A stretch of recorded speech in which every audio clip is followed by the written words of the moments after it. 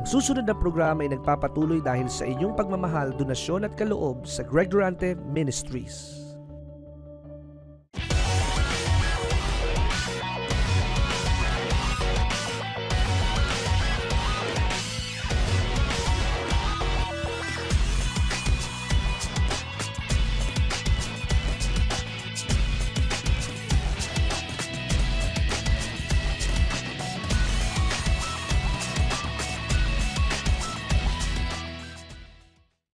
At napakapalad pa rin natin sapagkat ang ginagamit niya ay ang katulad ko at katulad mo na mahina at marupok.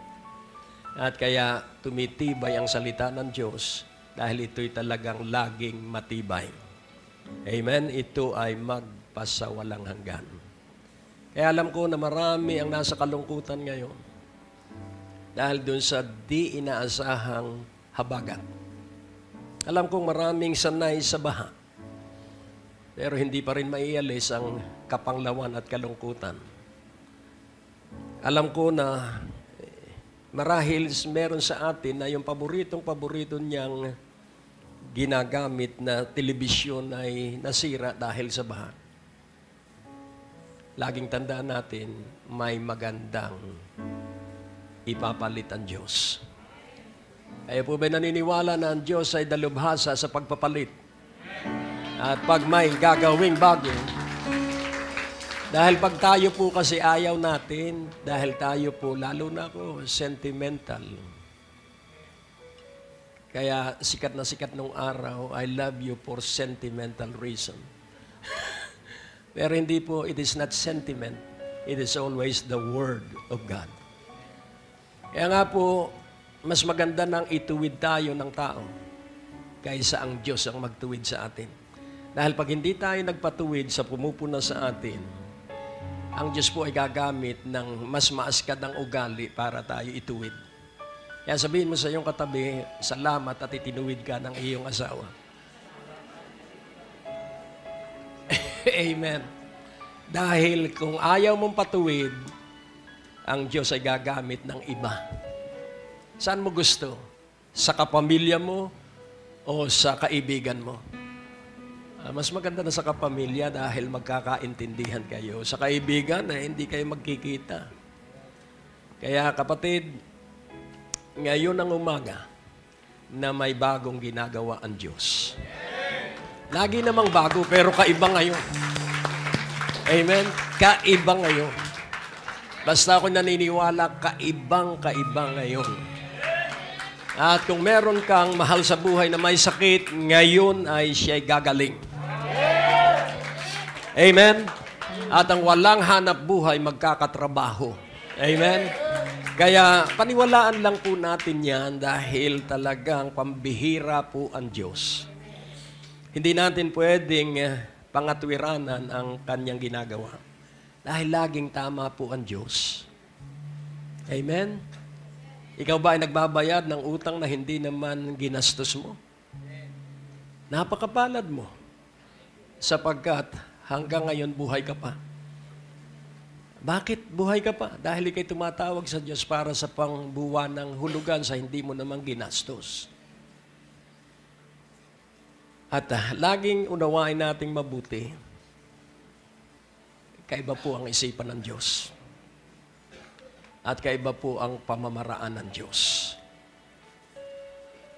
Marami pong bagay na hindi natin kayang pigilan.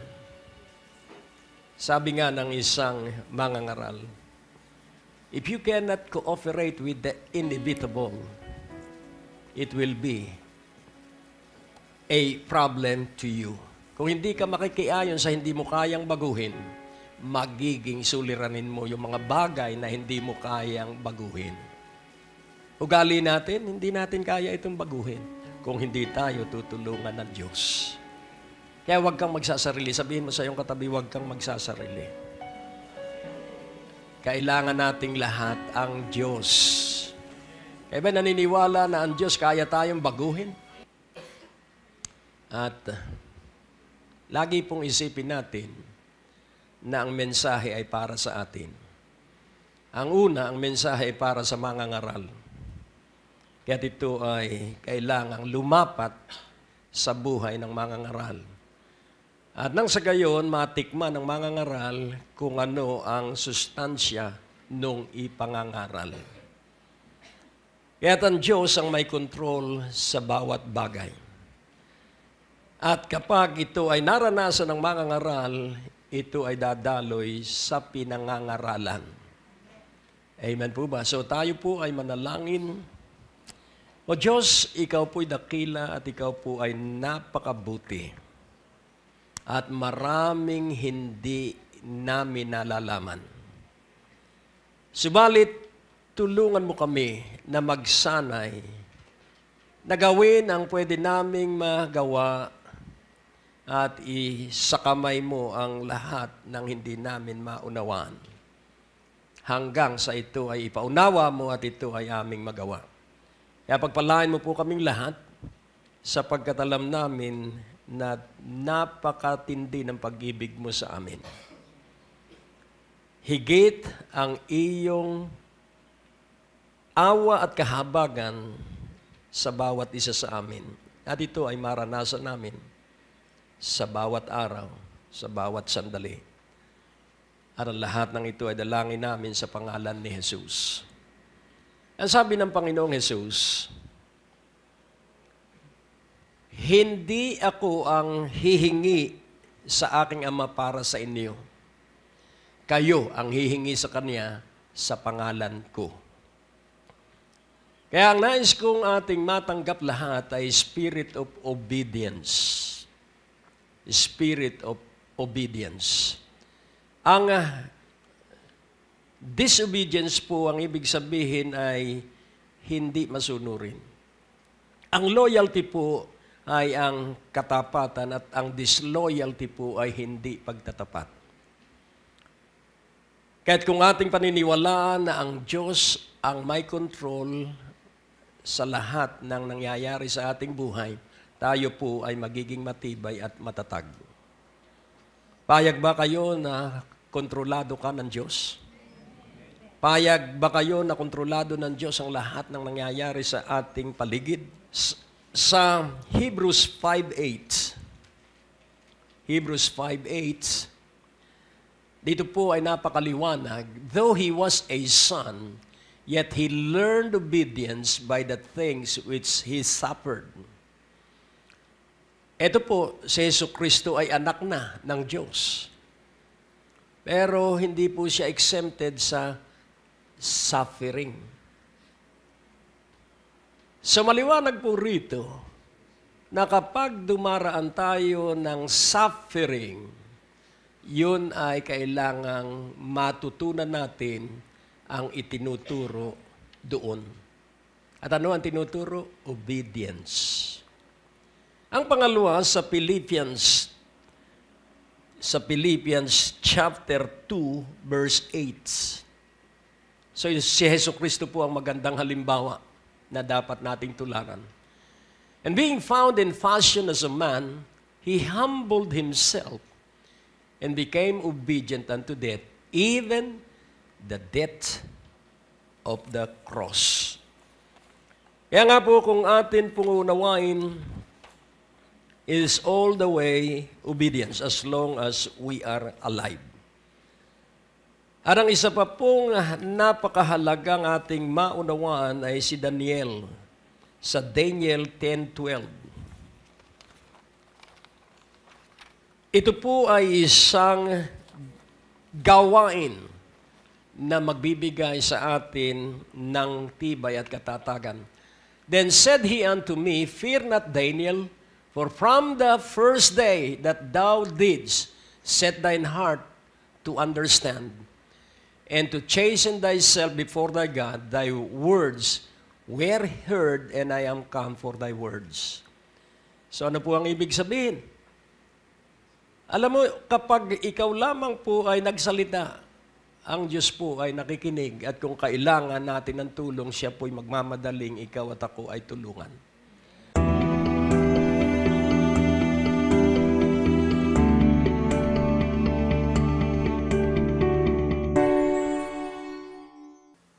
May mga tao na hirap na hirap sa buhay at hindi na nila alam kung ano ang gagawin. At wala naman silang kakayahang makapagpasya na tigilan na ang bisyo. At dahil sa di nila kaya, nabaguhin ang kanilang sarili at ito ay totoo. At kailangan ang paglapit sa Diyos at pagtanggap na Diyos ang kailangan ng isang nasa bisyo. Dahil naranasan ko ito nung ako'y nasa bisyo, umiyak ako sa Diyos at sinabi ko, ayoko na po ng pagiging addicted to liquor and wine. Ayoko na po ng paninigarilyo. Ayoko na po ng pagsama sa mga masasamang barkada. Tulungan mo po ako. Kaya ngayong sandaling ito, ako'y dadalangin upang kayo'y mapalaya sa bisyo na wala kayong kakayahan at kapangyarihan na palayain ang inyong sarili.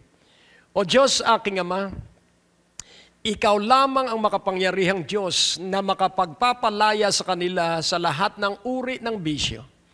At sa makapangyarihang pangalan ni Jesus, dinggin mo ang kapahayagang ito at maganap at mangyari ito sa libo-libong nasa droga at hindi makalaya. Sa makapangyarihang pangalan ni Jesus, magkaroon sila ng pagsusuka upang hindi na nila hawakan pa ang anumang droga. Sa mga campuses, lalo na sa mga elementary school, sinasaway at ginagapos ko ang mga drogang nasa sachet. At ito ay huwag magpatuloy at winawasak ko ang lahat ng mga drug lords at drug syndicate sa makapangyarihang pangalan ni Jesus. Hindi na makapagpatuloy ang ganitong masama at gawain ng diablong si Satanas. Winawasak ko at ginagapos si Satanas at ang lahat ng nasa bisyo ng panunugal, lahat ng uri ng bisyo ng kamunduhan, lahat ng panglalaki at pambababae sa labas ng kasal sa pangalan ni Jesus, at lahat ng sexual intercourse outside of marriage, I bind that demon influences in the mighty precious name of Jesus, and I declare release of the power of the Holy Spirit.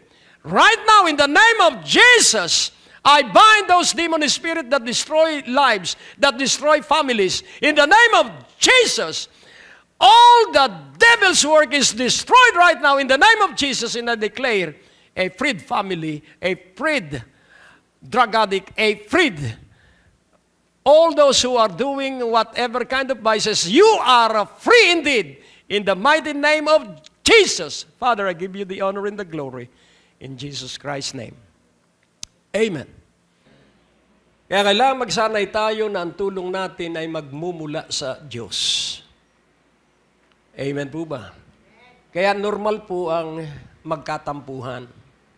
Normal po ang pagminsan ay nagkakaroon kayo ng pagpapalitan ng kuro-kuro. At laging tandaan natin yung kasabihan ng matatanda. May matanda ba dito? Wala. So, ang kasabihan ng matanda ay kahit ang ngipin at dila. Magkaibigan po yun. Pag kumakain, talagang may unity sila. Pag minsan, nakakagat ng ngipin ng dila. Di po ba?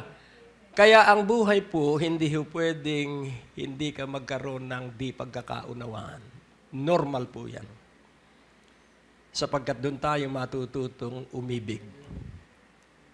Amen po ba? Kaya, ang titulo po ng mensahe, Obey and flow to what God is doing. Sumunod ka at magpatianod ka sa ginagawa ng Diyos.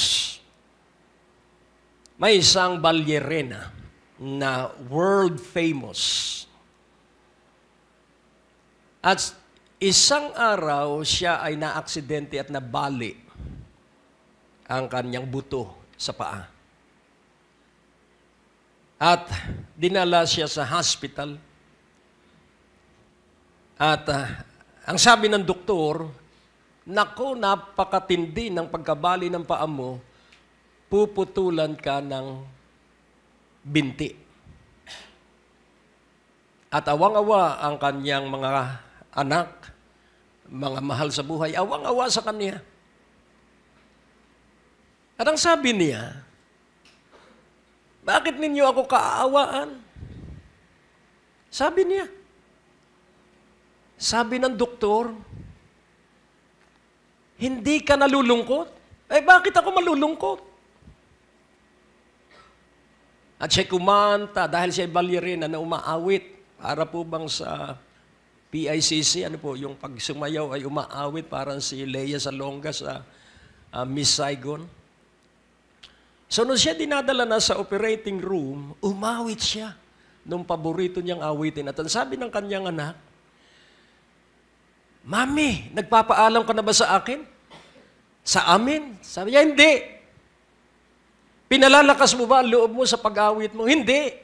Pinalalakas ko ang loob ng mga doktor na mag-o-opera sa akin. Hello? That is something. Saan kaya galing yun? Sa buhay na relasyon niya sa Diyos. Kaya nga po ating unawaing mabuti, obey and flow to what God is doing.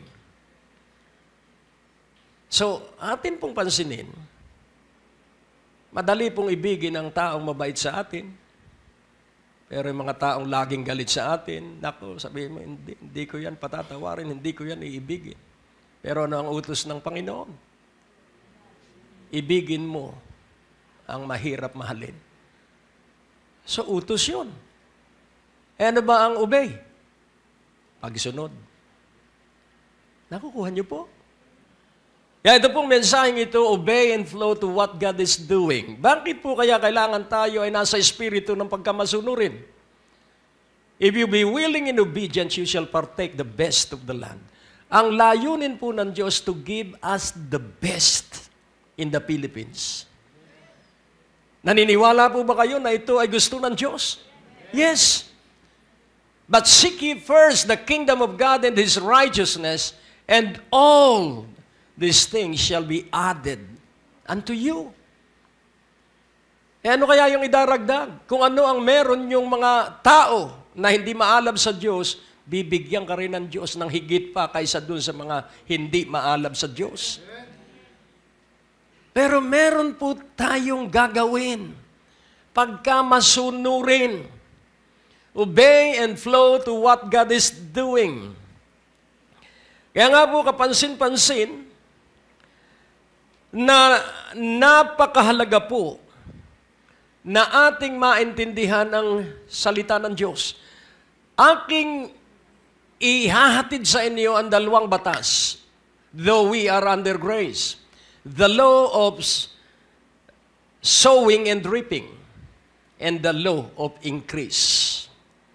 Kailangan makita ninyo na nasa inyong buhay ang inyong pagunlad. Wala po sa labas. Kaya kung matututunan po natin itong spirit of obedience, matindi po ang mangyayari sa ating buhay. Hindi ka po matatakot sa mga balita na by 2017, lahat ng Amerikano ilalagyan na ng tatak. At ang sabi ko, hindi ako natatakot doon dahil wala na ako sa panahong yun, nasa ulap na tayo. Amen po ba? Ang sabi nila, pati pagpasok mo sa elevator, ikaw ay alam. Dahil lahat ng elevator ay nakakonekta sa isang malaking electronic circuit. Kaya kahit saan ka pumunta, nagdadrive ka, kita ka. Totoo naman po yun eh. Kaya pag nagdadrive ka, lumabas ka ng bintana, ay sira yung bintana ko, kakaway ka, hi, so makikita ka sa CCTV. Pero hindi po yun. Pinatatawa lang kita dahil matindi po ang nilalaman ng mensahe. So ang una, nais kong inyong maintindihan that Jesus desire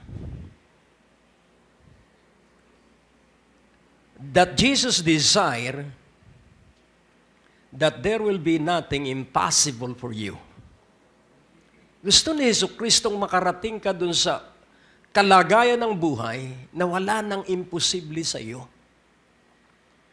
Habang nagbubulay po ako nung nakaraang ilang araw, dahil ang end time po ay panahon ng matatapang. Sabihin mo sa iyong katabi, ang end time ay panahon ng matatapang. Dahil napakaliwanag po sa Hagay na liligligin ang langit at lupa at maging ang lahat po ay liligligin, hindi lamang ang langit, pati ang lupa, at sa Hebrews, liligligin ang mga tao. At pansinin po natin, hindi mo may gagapos ang Diyos dahil ang Diyos ang magliliglig, hindi ang dyablo. Hello? Pag ang Diyos ay bumisita sa isang lugar, ang nauna sa Kanya ay kulog at kidlat. At malalakas na hangin. At ano ang layunin ng pagbisita ng Diyos? Para ang puso ng tao ay manumbalik sa Diyos. Kaya nga ating unawain na mahal ng Diyos ang Pilipinas, kaya ang bagyo ay dumaraan para ang puso ng lahat ng mamamayan sa Pilipinas ay manumbalik sa Diyos. Amen po ba? Mahirap abutin ng ating isipan, pero ang salita po ng Diyos, number one, is infallible. You cannot give a reason against the Word of God. Ang pangalawa, that the Word of God is impregnable. Pag sinabi pong impregnable, it is invincible.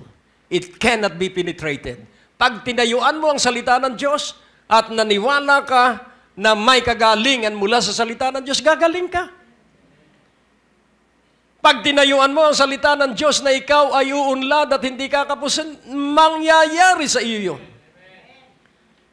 Kaya we have to believe that the Word of God is infallible, cannot be reasoned out, is impregnable, cannot be penetrated nor destroyed, and unshakable. Kahit na maglindulan pa ang salita ng Diyos ay matatag magpakailanman. Kaya kailangan tayo po ay magpakatibay sa salita ng Diyos. Alam nyo, alam na natin ito. Kapansin-pansin at dinala ko ng banal na Espiritu,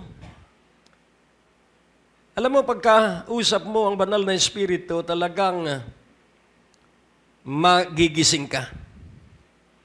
Sa Matthew 17:20, dito po ay paulit-ulit na sinabi ang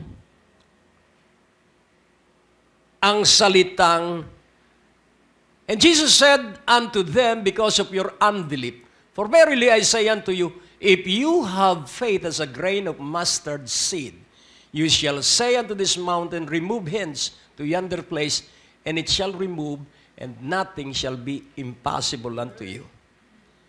So babalikan po natin yan, at i-underline mo, if you have faith. Kung ikaw ay may pananalig. And then, sa Mark 11:22.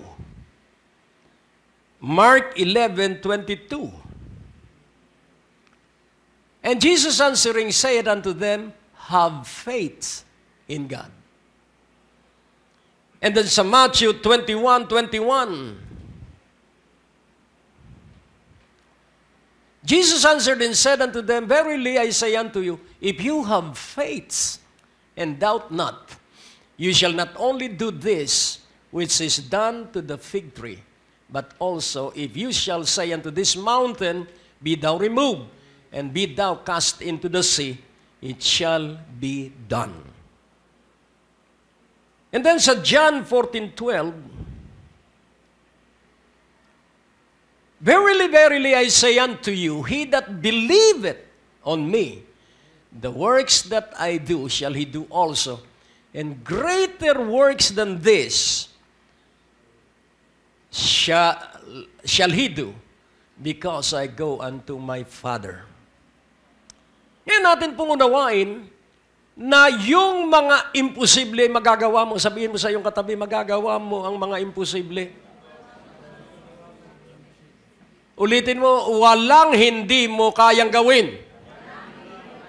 Wow. So, the first truth is, Jesus desired that there will be nothing impossible for you. The second truth, Jesus desired that you shall do what He has done and do even greater things. Ito po yung 14:12. Ano ba yung mga dakilang ginawa ng Panginoon? Sa Matthew 17, verse 17, ano po ang sabi doon? Iisa-isahin po natin yung tinura natin kanina.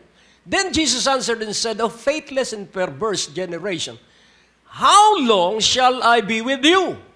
How long shall I suffer you? Bring him hither to me. So pansinin po natin, pinagalitan po niya yung kanyang mga alagad.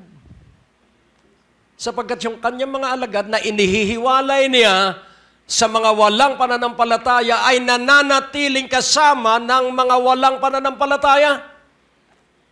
Alagad niya ang kanyang kasama at ang sabi niya, faithless. Wow. Perverse. Yun pong perverse ay stubborn.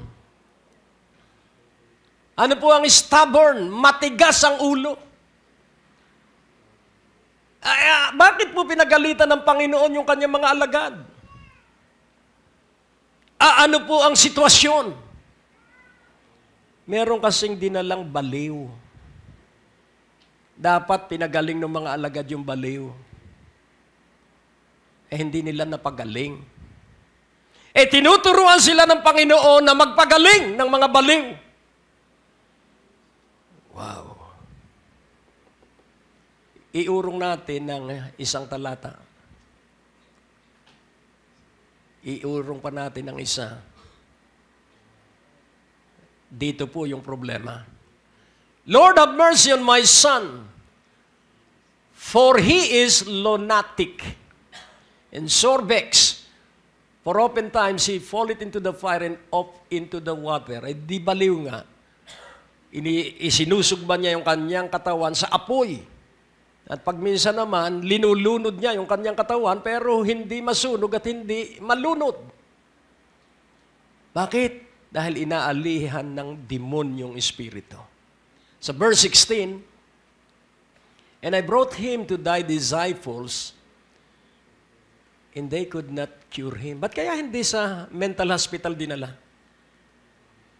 Ba't kaya hindi sa basement ng Makati Med?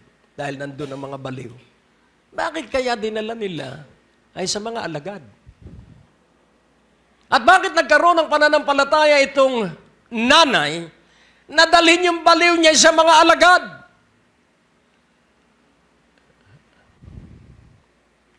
Baka yung nanay ay nakikinig sa mga turo ng Panginoon. Kaya kung ang simbahan ay tatayo sa kapangyarihang ibinigay sa kanya ng Diyos, kung bawat isa sa atin tatayo sa kapangyarihang nasa iyo, mawawala po ang mga may sakit. Maaaring hindi mo pa ito maunawaan, hindi bale, pero ang salita ng Diyos ay infallible, impregnable, unshakable. Ang salita ng Diyos ay buong katotohanan. He learned obedience, though he was God, he was the Son of God, he learned obedience through what he suffered. Kaya kung meron kang kirot na nararamdaman sa anumang bahagi ng iyong katawan, paalisin mo.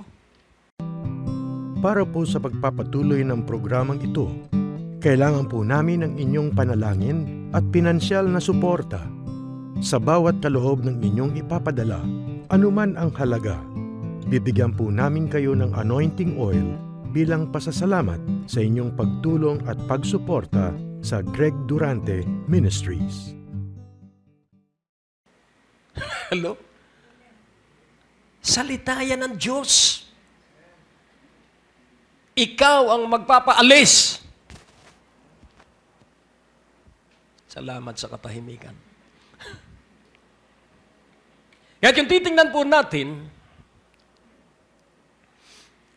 sa verse 17, Then Jesus answered and said, O faithless and perverse generation, stubborn generation, how long shall I be with you? How long shall I suffer you? Bring him hither to me. Dito po kaya galit ang Panginoon? Palagay ko. Dahil tinawag niya faithless and stubborn generation. Gaano katagal na ako ay makakasama ninyo? Hanggang kailan ko kayo pagtitiisan? Sabihin mo, akin yun ah. Parang kinakausap ako ng Panginoong Hesukristo ngayon. Hello? Praise God. Kaya kung lahat ng dadalhin sa iyong may sakit ay iyong pagagalingin, kapag gumaling, wala nang magiging imposible pa sa iyo. Magiging kang matapang na manalangin sa mga may sakit. Amen po ba? Hallelujah. At sa verse 20, ito po. And Jesus said unto them, because of your unbelief, for verily I say unto you, if you have faith as a grain of mustard seed, you shall say to the demon spirit of lunacy. Hallelujah. Saan gagamitin yung faith? Doon sa demonyong nagbigay ng baliw doon sa bata. Gaano kalaki ang pananalig? As small as a mustard seed. So what is the mountain? The devil possession. So ano yung bundok na palalayasin at gigibain? Yung gawa ng dyablo sa katawan ng batang lalaki. Kaya hanggat maaari, ayaw ng dyablo na dadalo ka dito.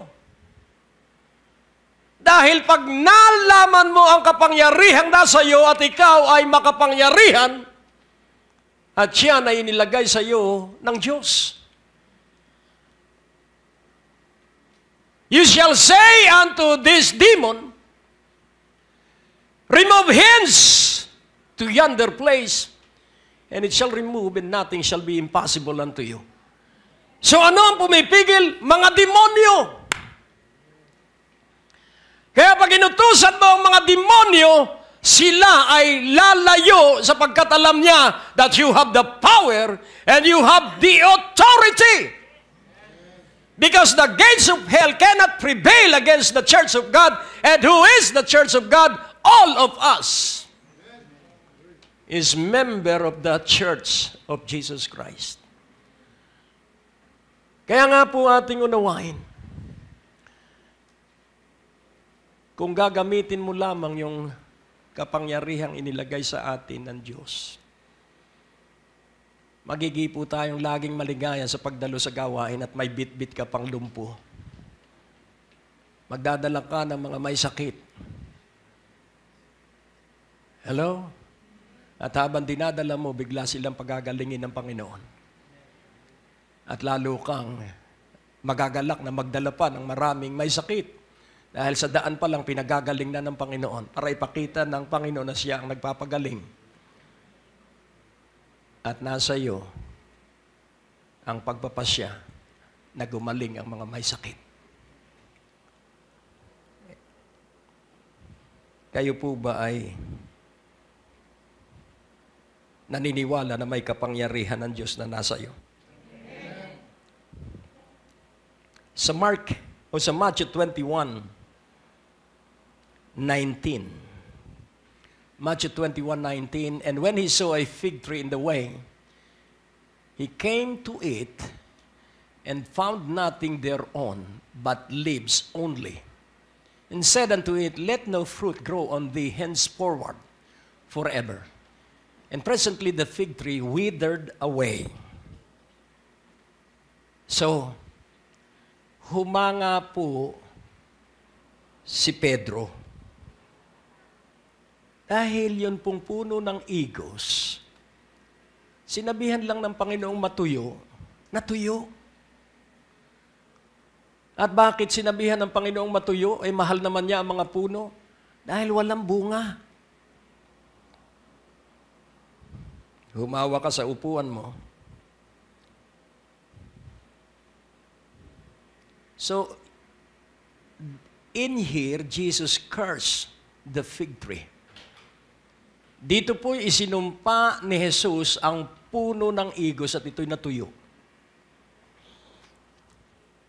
And then sa Mark 11:20, Mark 11:20. Makinig po kayong mabuti dahil nasa iyo ang kapangyarihan. And in the morning, as they passed by, they saw the fig tree dried up from the roots. Verse 21.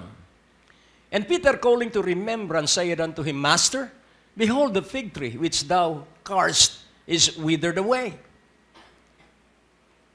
So kung ikaw po ang Pedro na nagsabi sa Panginoon, Panginoon, yun pong isinumpa mong puno ng igos ito at tuyong-tuyo. Anong sagot ng Panginoon? Ganun ba? Hindi eh. Ang sagot ng Panginoon, verse 22, lagi pong may lesong itinuturo ang Panginoon.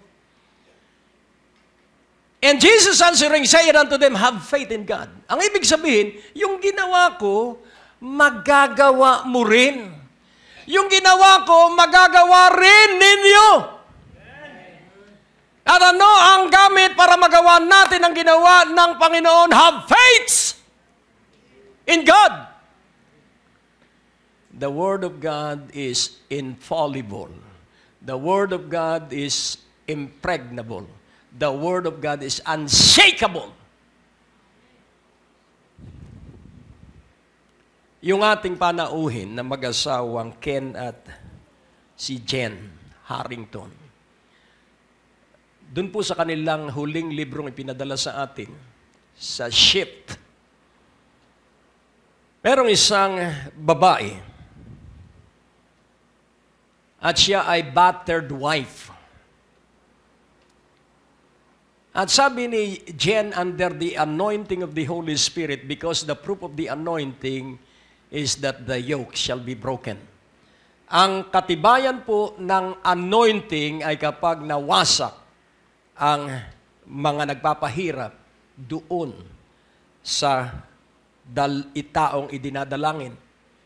At ay mo ba, sabi ni Jen, ang sabi niya,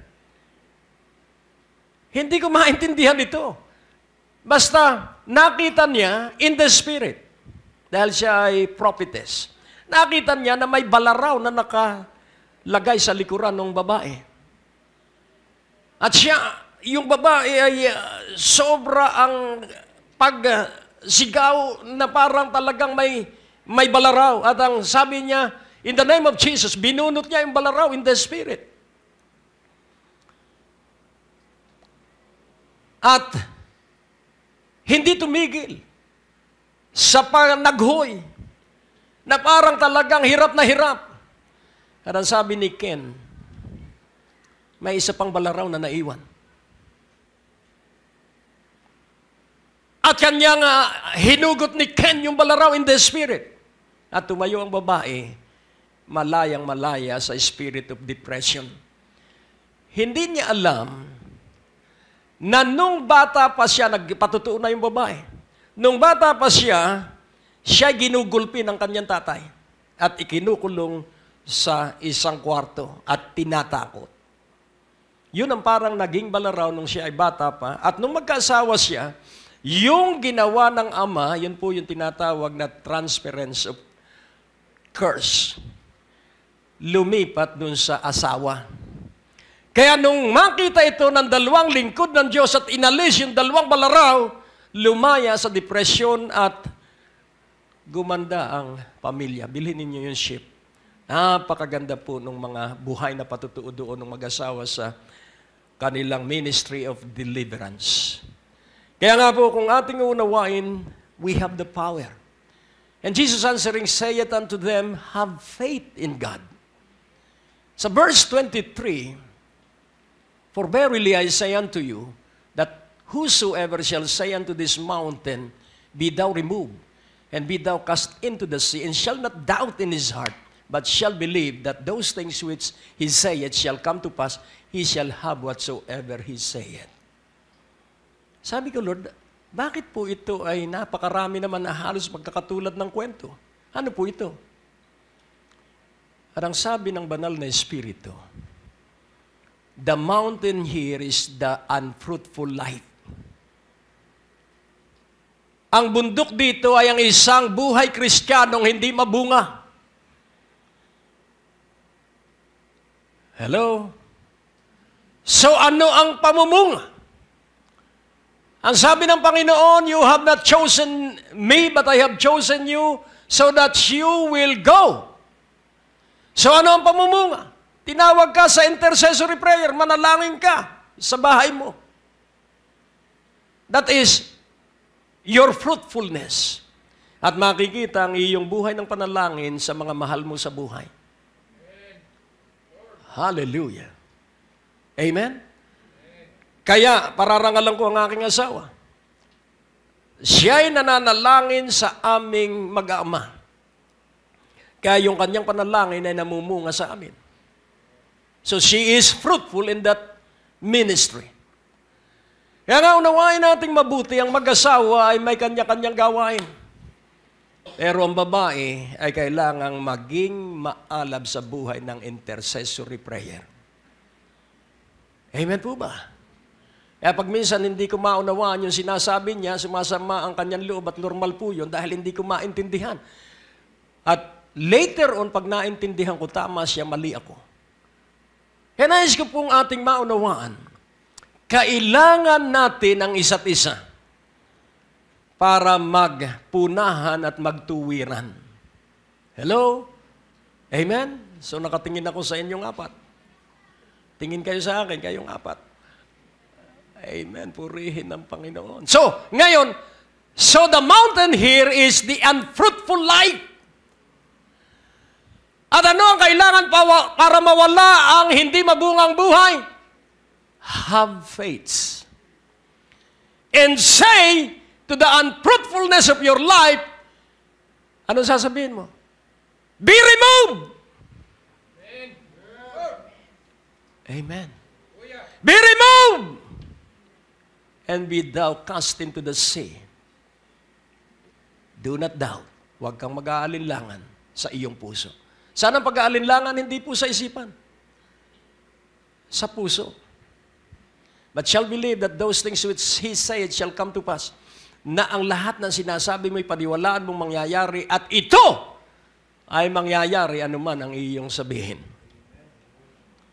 Glory. So nauunawaan po ninyo? Inulit po yun sa Matthew 21. Iisa po ang tinutukoy doon. It's about the fig tree. And then sa Luke 17, ito po ang mas matindi. Mulberry tree naman ang sinabi ng Panginoon dito. Sa Luke 17:3, take heed to yourselves if thy brother trespass against thee. Rebuke him, and if he repent, forgive him. Verse 4, and if he trespass against thee 7 times in a day, and 7 times in a day, turn again to thee, saying, I repent. Humingi ng patawad sa iyo ng 7 ulit sa maghapon. Thou shalt forgive him. Anong sagot ng mga alagad sa verse 5? And the apostles, apostol na, and the apostles said unto the Lord, increase our faith. Ibig sabihin, mahirap magpatawad sa isang pasaway. Hello? Maghapon, 7 ulit na paulit-ulit na gagawin yung kasalanan. Kaya sabi ng mga apostoles, palakihin mo ang aming pananalig, hindi namin kaya yan. Dahil ang mga apostol po, sila po ay lumalakad sa kabanalan, pero hindi po sila katulad ng Diyos sa umpisa, hindi sila makakapagpatawad. Increase our faiths. Pero anong sabi ng Panginoon? Verse 6, and the Lord said, if you had faith, again, faith uli. If you had faith as a grain of mustard seed, you might say unto this sycamore tree, be thou plucked up by the roots, and be thou planted in the sea, and it should obey you. So, yung kasalanan na paulit-ulit ginagawa sa iyo, iyong palayasin yon. Sa anong paraan? Speak to the sin. Hello? Speak to the sin and let that sin be rooted and be planted into the sea. Pwede ka po bang magtanim ng puno sa dagat? Hindi po. So kapag inalis ang alin? Yung kasalanang paulit-ulit na ginagawa sa iyo, inutusan mong umalis doon sa taong gumagawa ng paulit-ulit na kasalanan sa iyo, iutos mo at yun ay pupunta sa dagat at sa dagat mawawala na yun. Oh, hallelujah. Amen? Dahil hindi ka po dapat na napakarami ng kabigatan sa buhay. Ano ba ang papabigat sa buhay? Masamang ugali. Ano pa? Walang pera. Ano pa? So marami po ang pampabigat sa pang-araw-araw nating buhay. Kaya napakaganda po na ating maintindihan sa pangatlong katotohanan.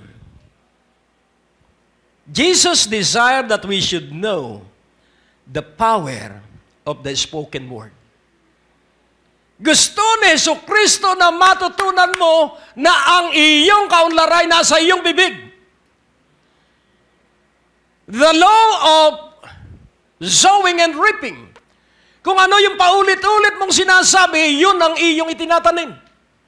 Kaya huwag kang magsasalitang mahirap ang buhay. Huwag kang magsasalita na masama ang ugali ng iyong mga kasama sa bahay. Huwag! Because you are planting a seed.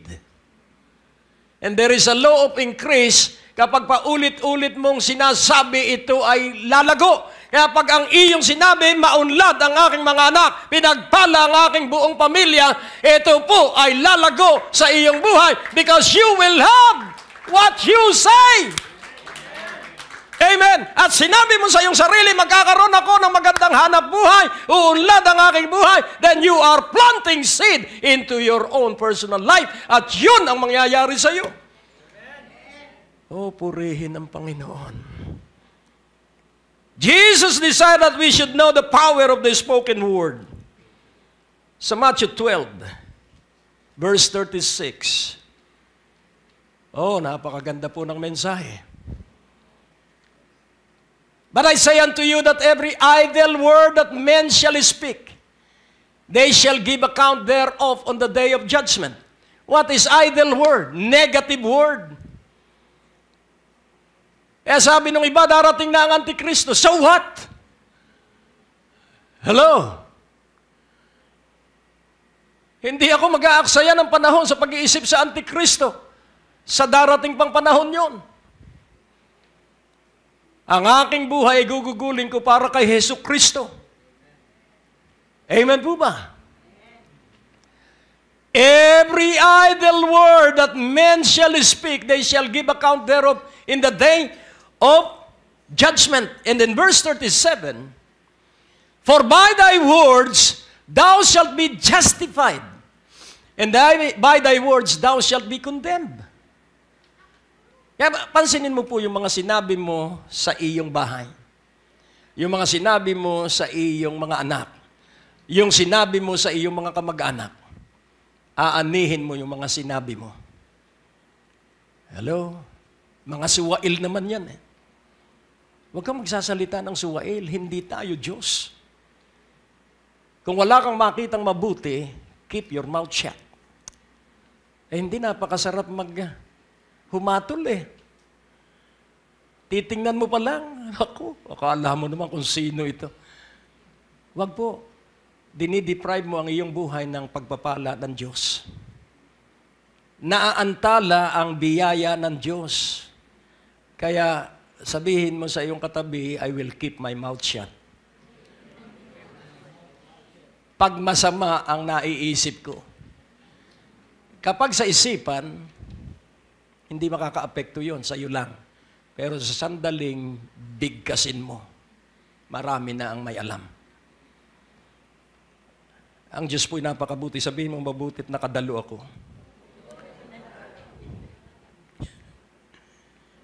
So watch out.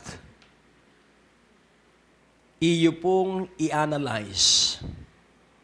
Iyo pong i-dissect ang iyong pananampalataya. Ikaw ba nananampalataya sa walang hanggan o sa pansamantala?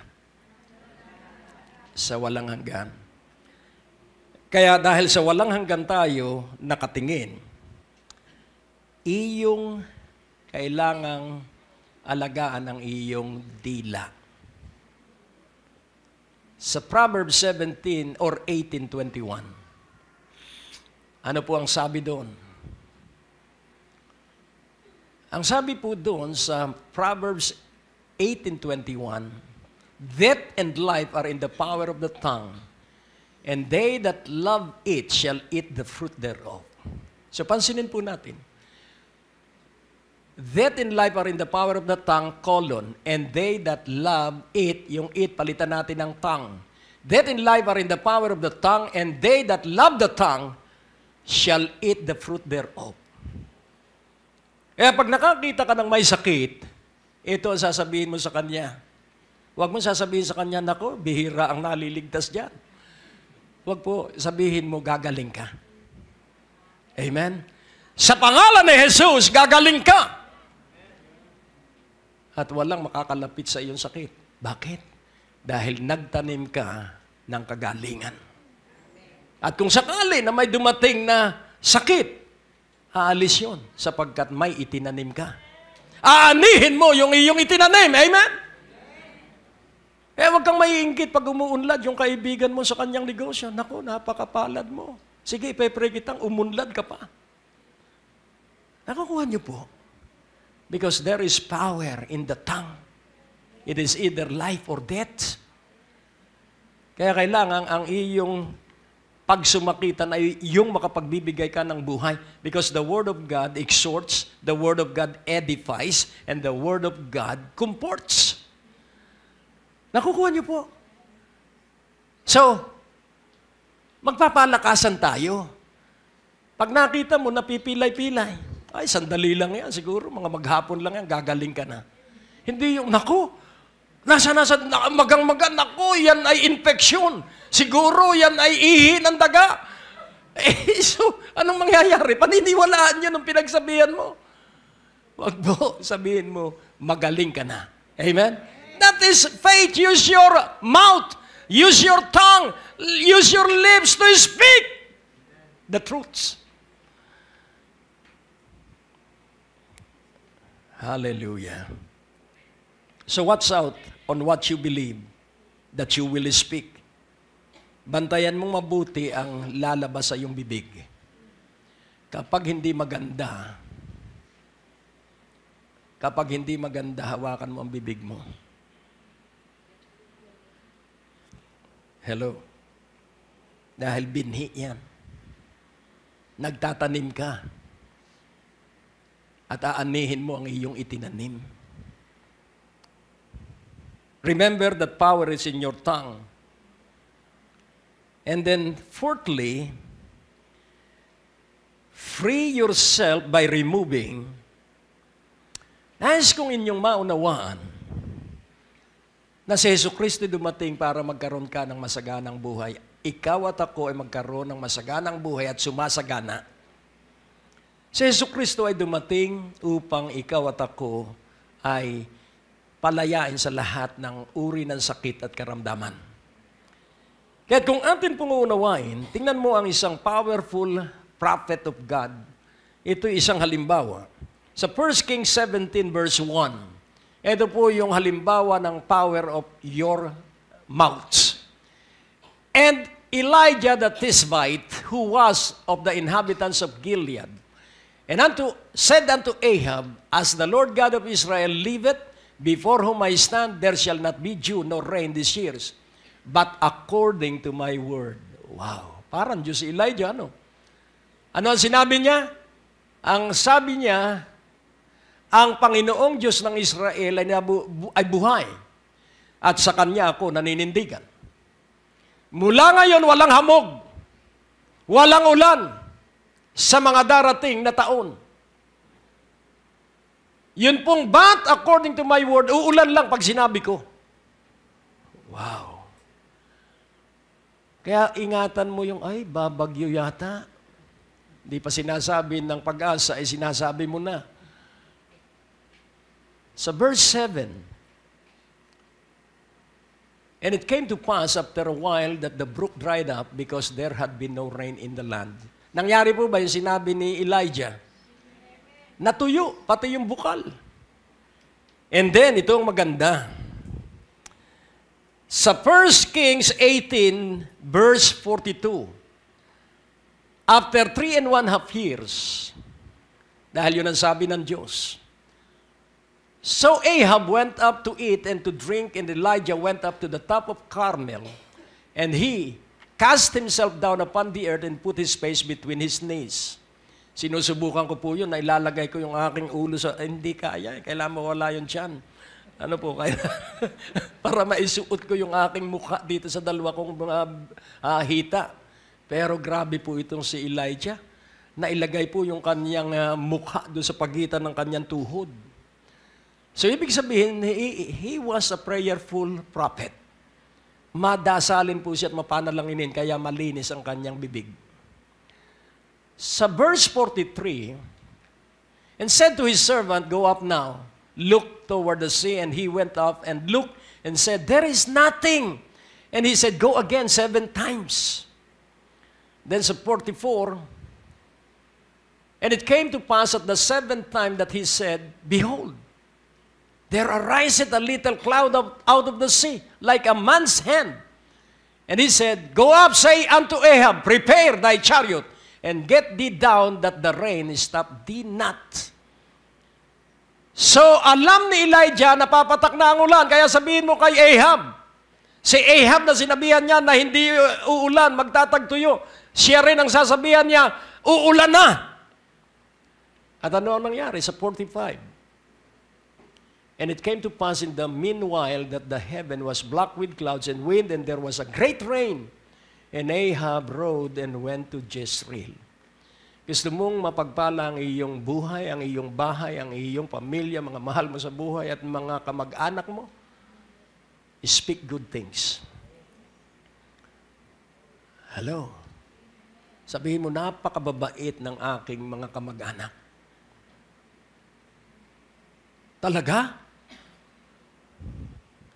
Basta ipagpatuloy mo yung iyong paniniwala. At isang araw, yung masamang ugali sa kamag-anak natin, babaguhin ng Diyos. Why? Because there is power in our word. Amen po ba? Huwag mo sabihin, kailan kaya sila maliligtas?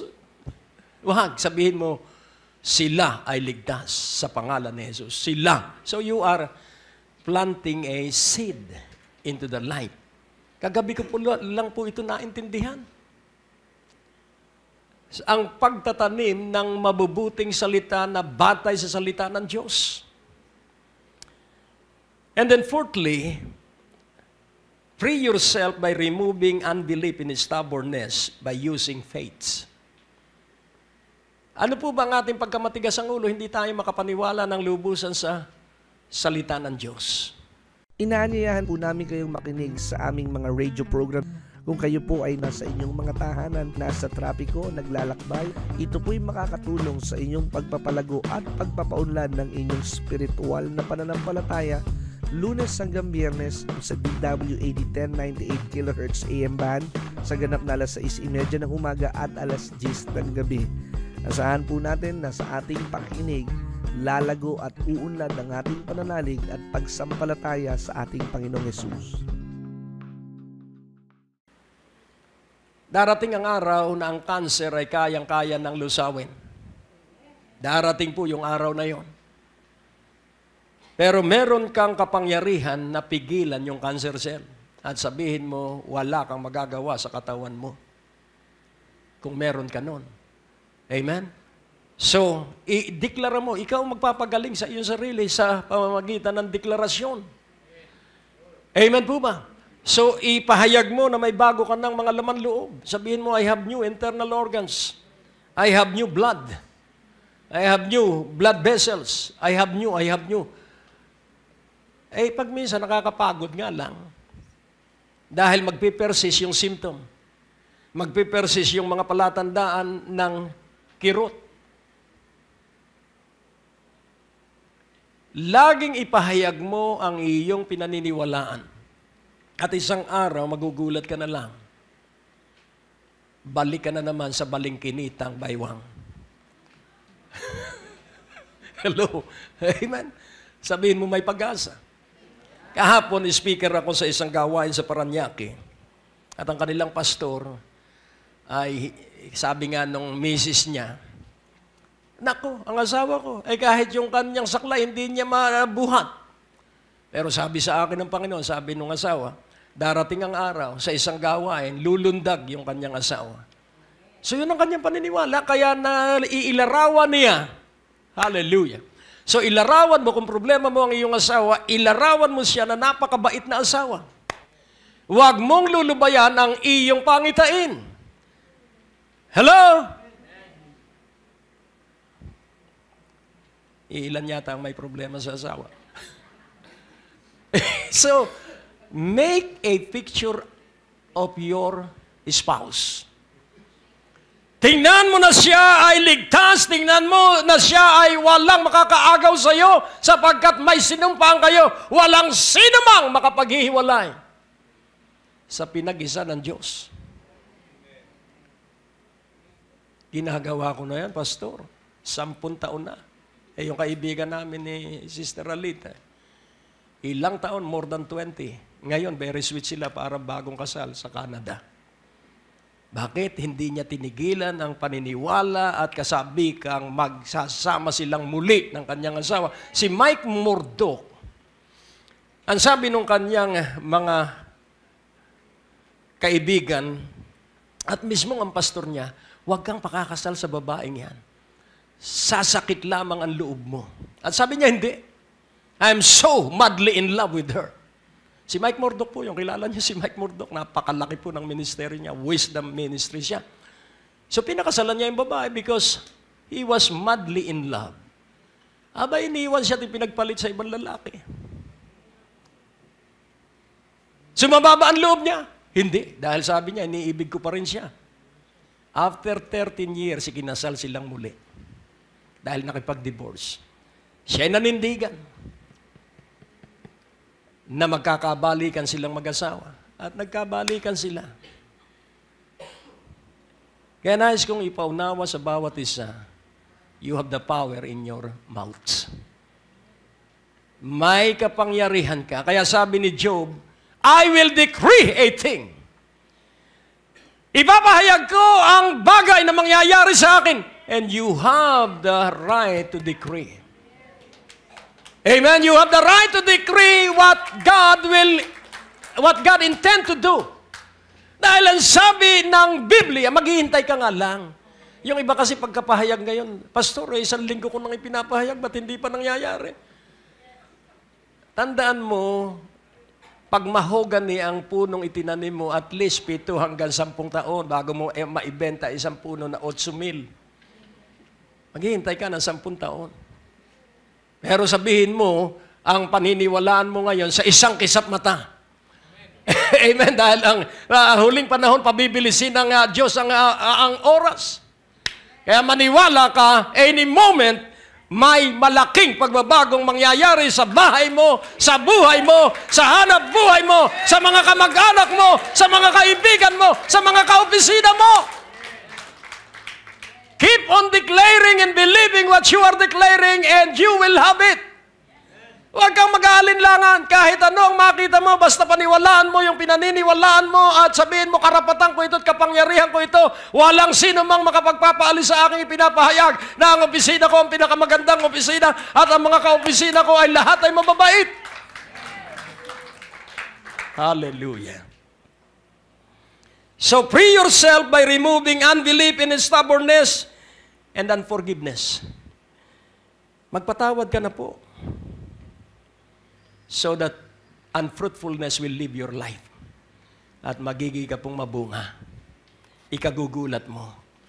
Sapagkat mangyayari sa iyo ang Ephesians 3:20. Unto Him that is able to do exceedingly above all that I can ask or think, according to the power that is at work in us. Ikagugulat mo at iiyak ka sa Diyos, katulad ng sinabi ni David. Sino po ako na taong likha mo lang na pinagkakaabalahan mo ng ganito? Bakit po pinagpapala mo ako ng sobra? Huwag kang iiyak na hindi ka yata mahal ng Diyos. Huwag isa-isang tabi mo yon. Sabihin mo, mahal na mahal ako ng Diyos. At sa kamangmangang ko, kinahahabag at kinaawaan pa rin ako ng Diyos. Ako'y lulutang mula sa kahirapan at ako ay mapapalagay sa kasaganaan. Amen? Kaya ipahayag mo pagbalik mo sa inyong lugar, sabihin mo, kaya ako inilagay ng Diyos dito para magbago at maging parang langit itong aking lugar na kinaroroonan. Sabihin mo mula ngayon ang mga kapitbahay mo ang pinakamababait at pinakamagagandang kapitbahay kahit nagsisigawan sila sa hating gabi. Sabihin mo, salamat sa Diyos at magtatapos ang mga pagsisigaw at pag-aawayan dito sa paligid sapagkat I decree, hallelujah, I decree that this is the most peaceful community. Hindi kadalasan, saan ka galing? Sa Tondo? Kamusta ang buhay doon? Naku, pakasasama ng ugali doon. Naghahabulan ng saksakan, pagkagising mo pa lang sa umaga, habulan. You have to decree. Kaya ka naruroon. Imposible? Then pray, Lord, increase my faith. Hello? Prayer is a powerful instrument. Lord, increase my faith. Oh, purihin ang Panginoon. So when you are freed from unbelief and stubbornness in unforgiving heart and from unfruitful life, then you will have the most powerful prayer life. Magkakaroon ka ng isang makapangyarihang buhay ng panalangin. Sa Matthew 13:11, praise God. And I expect na lahat tayo magkakaroon ng karanasan sa malalaking katugunan sa ating mga panalangin. I expect na lahat tayo ay magiging more than conquerors. Amen. He answered and said unto them, because it is given unto you to know the mysteries of the kingdom of heaven, but to them it is not given. And then sa verse 12, for whosoever hath, to him shall be given, and he shall have more abundance. But whosoever hath not, from him shall be taken away, even that he hath. So ano po yung more abundance? Yan pong more abundance ay nakalagay po ay sa mysteries. So pansinin mo, maaaring sinasabi mo sa iyong sarili, bakit hanggang ngayon hindi pa ako maunlad? Bakit hanggang ngayon? Ang laki na ng sweldo mo, bakit hanggang ngayon parang lagi ka pa rin kapos? There is a mysteries that you have to discover. Ano ba yung hiwaga? At yun ay isisiwalat ng Diyos. Ang sabi ng Diyos sa propetang Hagay, sabihan mo ang aking bayan, kung bakit kahit malaki ang kinikita nila, kahit malalaki ang bahay nila, kahit magaganda ang ani ng kanilang mga pananim, sabihin mo sa kanila, hinihipan ko yung kanilang kasaganaan dahil iniwan nilang nakatiwangwang ang aking bahay. Dahil kung hindi nila aayusin ang aking bahay, sabi ng Diyos, liligligin ko ang langit at lupa. Sapagkat sa akin ang gagaling ang lahat ng kayamanan sa libong burol. Ang mga ginto, ang mamahaling hiyas ay galing sa akin, sabi ng Diyos. Kaya pansinin po natin, hindi pwedeng hindi tayo managana. Dahil si Jesucristo ay Diyos at Panginoon ng kasaganaan. He came so that you may have life and have it more abundantly. Kaya pag absent po yung abundant life, magtanong-tanong ka sa Panginoon. And that is by way of prayer. Ano po bang ginagawa mo at ibig kong makisali sa iyong ginagawa? Kaya nais ko pong inyong maintindihang mabuti. Ikaw at ako ay anak ng Diyos at tayo ay inilagay ng Diyos sa masaganang buhay. Kaya huwag mong ikaiinip. Alam mo, si Solomon, basahin mo ang Book of Ecclesiastes, makikita mo, vanities of vanities. Ano ang mapapala ng isang tao, yumaman man siya, hindi niya alam kung sino ang mamamahala nung iiwan niyang yaman na pinagpaguran niya habang siya ay nabubuhay. Bakit siya nakapagsalita ng ganon? Dahil may problema siya sa kanyang anak na si Rehoboam.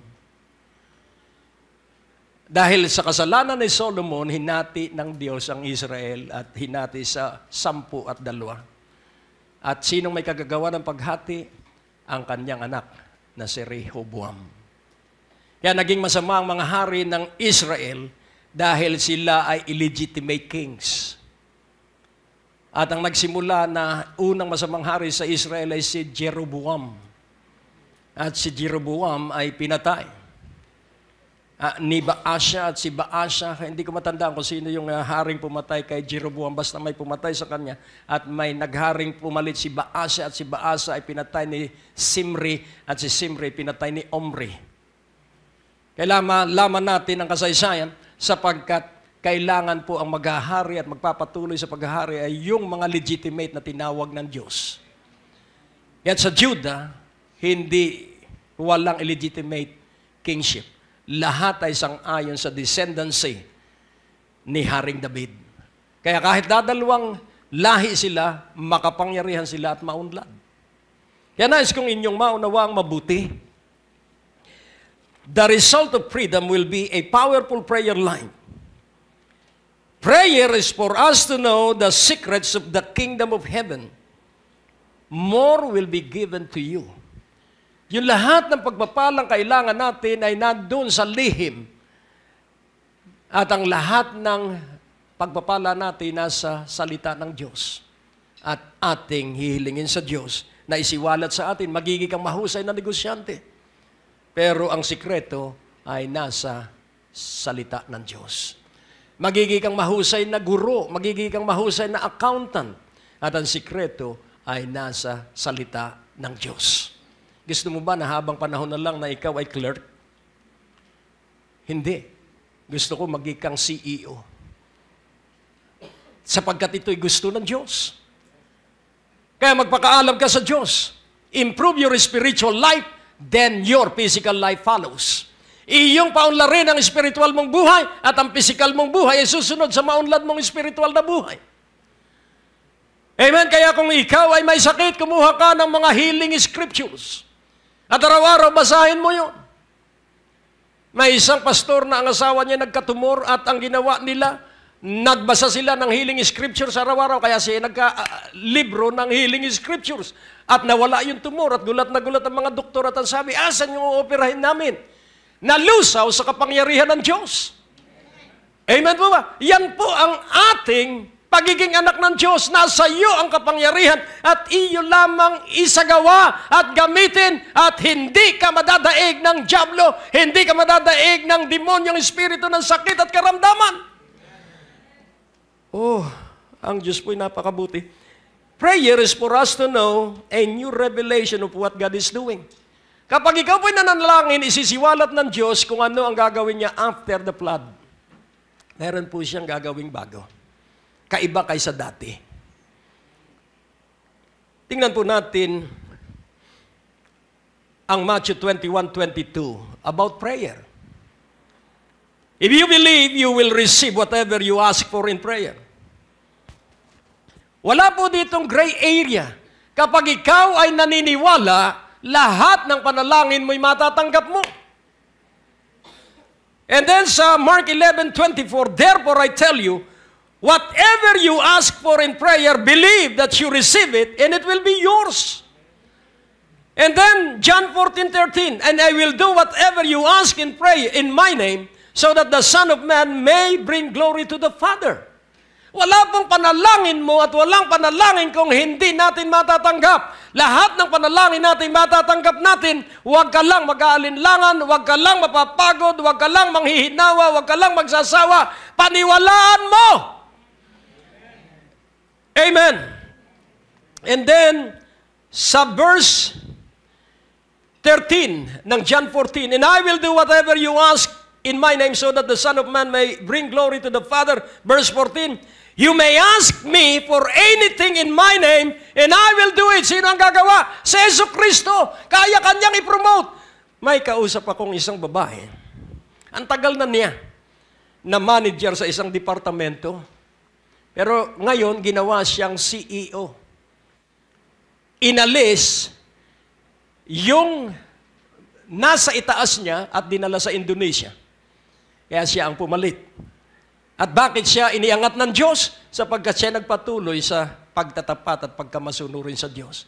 Kapatid, there is a promotion and your promotion is not from any man. It is from God. Expect it. Amen? Expect a promotion for your life starting this moment.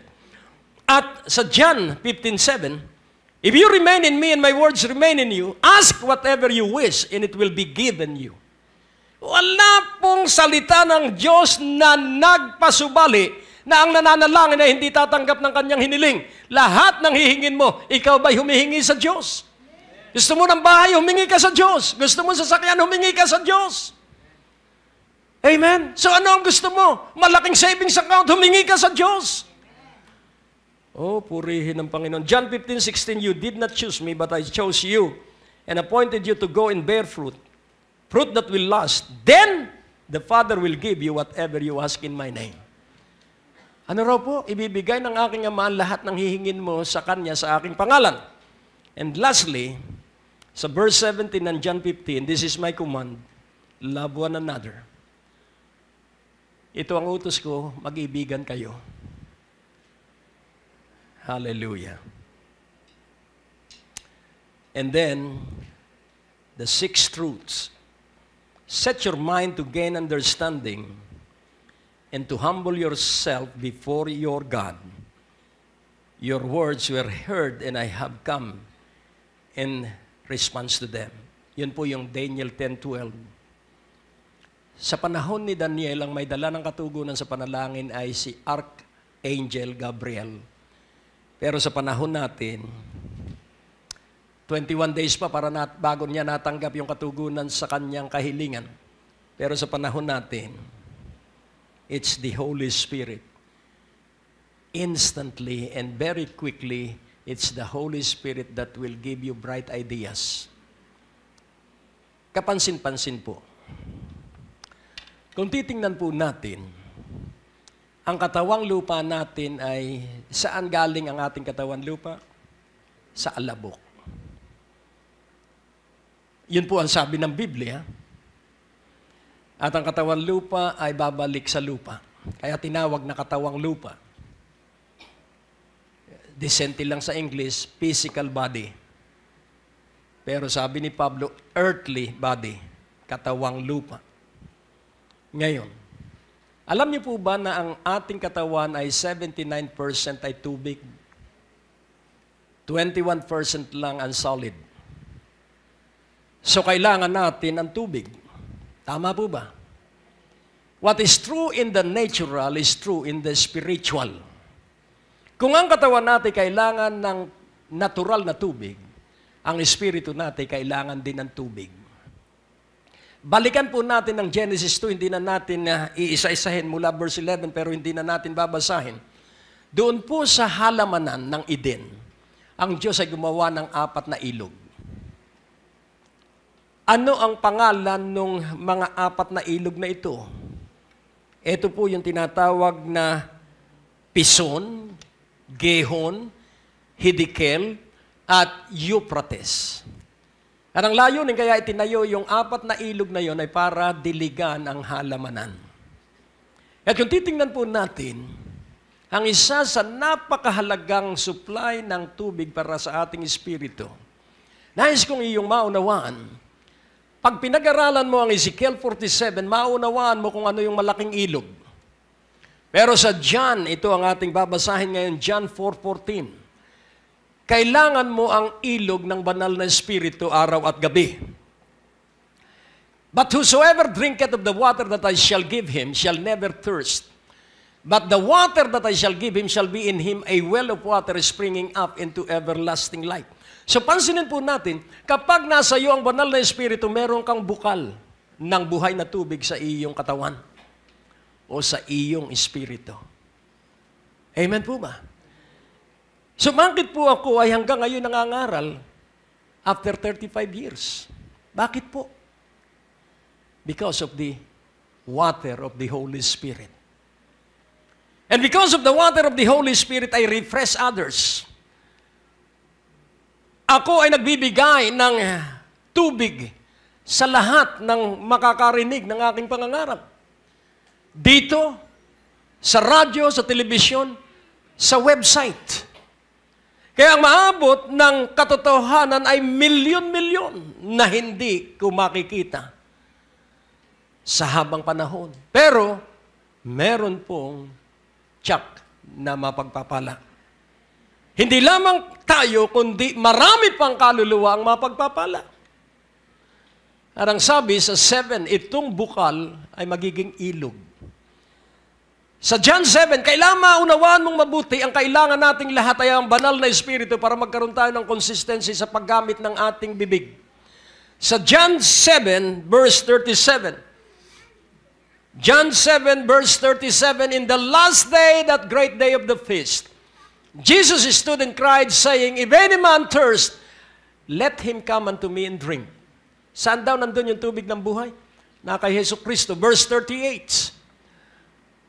He that believeth on me, as the scripture hath said, out of his belly shall flow rivers. Wow. So our entire being, especially our spirit being, is a riverbed. Wow.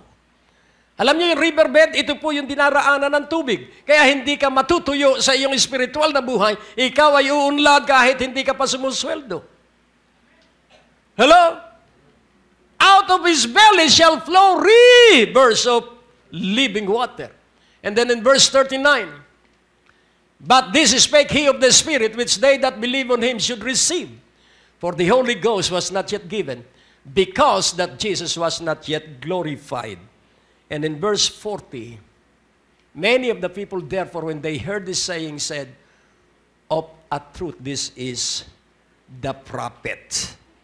Kaya mga kapatid, nais ko pong isa-isahin natin ito. Ang iyong kinabukasan ay nasa iyong bibig. Your destiny is tied up with the word that will come out of your mouth. Ang iyo pong kinabukasan ay nakatali sa iyong bibig. Sa ngayon po doon sa ating narinig na katotohanan, may kapangyarihan ang lahat ng lalabas sa ating bibig. Naniniwala po ba tayo sang-ayon sa mga talatang ating pinag-aralan? Kaya huwag mong sasabihin ang salitang imposible. Huwag mong sasabihin ang salitang buwisit. Huwag mong sasabihin ang salitang, kayo na, magdagdag. Ano ba yung iyong, yun bang iyong gustong-gustong sinasabi? Sinasabi ko na ba, talagang iba dito sa Pilipinas, mahirap ang buhay. Hindi po. Ang napakagandang bansa para sa atin ay ang Pilipinas. Ay wala, biruin mo, makikinig ka sa telebisyon. Makikinig ka sa iba't ibang palatuntunan sa radyo. Kung makikinig ka rin sa radyo at manonood sa telebisyon, yung palatuntunan na natin. Hello, extension po yun ng Sunday service. Kayo po ba'y nakikinig sa 6:30 na programa natin? Kung ikay makikinig, uunlad ka at lalago katulad ng mga patutuunong marami na sila'y umuunlad. Lumalabas sila sa ospital na hindi sila ginagamot. Bakit? Sapagkat natuto silang sumampalataya at ipahayag yung kanilang pananampalataya. Amen po ba? Kaya ikaw po ang magsasakatuparan. Meron pong tinatawag na professor. Turo lang ng turo. Ako po ay turo din ng turo. Pero ako ay hindi lang professor, ako'y confessor. Hello? Pinapahayag ko yung aking itinuturo mismong sa aking buhay. And then ang pangatlo, ako ay activator. Aking isinasagawa yung aking itinuturo. Hindi ibig sabihin pag nagturo ako ay naisasabuhay ko na. Hindi po. May mga naisasabuhay na ako pero meron pang aking pagtuturong isasabuhay ko pa. Yan, napakapalad natin sapagkat ikaw at ako ay inihahanda ng Diyos sa pakikipagtagpo sa Kanyang anak. Ikaw at ako ay sigurado na tayo ay makakasama ng Panginoong Hesukristo. Kaya kapatid, mag-umpisa ka na ngayong araw na ito. At sabihin mo, napakahusay ng iyong buhay. Sabihin mo na ikay mayaman, sapagkat sabi ng Biblia, ang mahirap ay magsabi na siya'y mayaman. Ang mahina ay magsabing siya ay malakas. Ang may sakit, sabihin niya na siya'y walang sakit. After healing, then deliverance. Madali pong kumuha ng healing. Ang problema po ay maintenance of the healing. Hello? Madali po ang kaligtasan. Pero yung magpatuloy sa kaligtasan, kapag hindi ka po magiging masipag sa pagsasagawa ng salita ng Diyos, ligtas na naman tayo, patungo lahat tayo sa langit. Kaya nais kong ipaunawa sa inyo ngayong sandaling ito. Sa lahat sa inyo na narito, tumayo kayo, at sa lahat ng nasa panonood sa telebisyon at pakikinig sa radyo at sa website, nais ko pong ipahayag ang panalangin ito. Hallelujah! Abutin mo ang bawat tao, lalo na ang iyong mga anak. Hesukristo, ikaw ang maging tagapagligtas ng hindi paligtas. At ikaw ang maging Panginoon ng hindi pa nagpapapanginoon sa iyo. Abutin mo sila at iligtas, at sila ay makasama sa lahat ng iyong iniligtas, at magkaroon sila ng karapatang maging anak ng Diyos sa pamamagitan mo. At puspusin mo rin sila katulad ng pagpuspos mo sa bawat isa sa amin ng iyong banal na Espiritu simula sa sandaling ito. Sa pangalan mo, Jesus, kami ay sumampalataya. At ang lahat ay nagsabi ng Amen. Hallelujah! Bagong taon, bagong simula, bagong himala. Magsama-sama po tayo tuwing araw ng Biyernes sa ating Night of Revival sa darating na January 8, January 15, January 22 at January 29.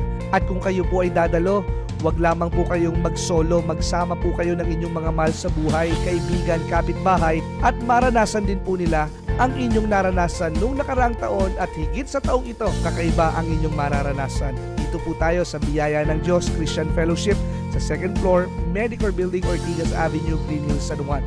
Magsisimula po tayo sa ganap na 6:30 ng gabi. Tara na, makita-kita tayo sa mga petsang nabanggit. Ang natapos na palatuntunan ay nagpapatuloy dahil sa inyong pagmamahal, kaloob at donasyon sa Greg Durante Ministries. Para po sa pagpapatuloy ng programang ito, kailangan po namin ng inyong panalangin at pinansyal na suporta. Sa bawat kaloob ng inyong ipapadala, anuman ang halaga, bibigyan po namin kayo ng anointing oil bilang pasasalamat sa inyong pagtulong at pagsuporta sa Greg Durante Ministries.